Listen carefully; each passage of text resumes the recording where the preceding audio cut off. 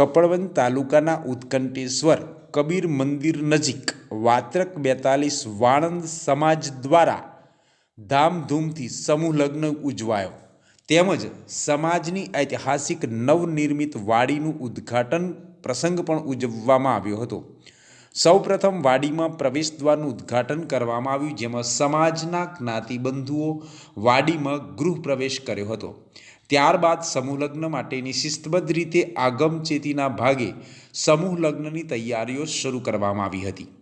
વાત્રક 42 વાણંદ સમાજના 18મા સમૂહ લગ્ન તેમજ નવનિર્મિત વાડી માટે આંખો બંધ કરી મન મૂકીને સૌ જ્ઞાતિબંધુઓ યથાશક્તિ યોગદાન આપ્યું હતું। ઉપરાંત સમાજના વડીલો, સામાજિક આગેવાનો, સમૂહ લગ્ન સમિતિ, શ્રી વાત્રક 42 યુવક મંડળના દાતાશ્રીઓ તેમજ નવયુવાનો સૌ સાથે મળીને ઘણા સમયથી તનતોડ મહેનત કરીને શિસ્તબદ્ધ રીતે સુંદર આયોજન કર્યું હતું ને વાત્રક 42 વાણંદ સમાજની ઐતિહાસિક વિશાળ વાડીનું ઉદ્ઘાટન સમારોહ યોજાઈ ગયો હતો।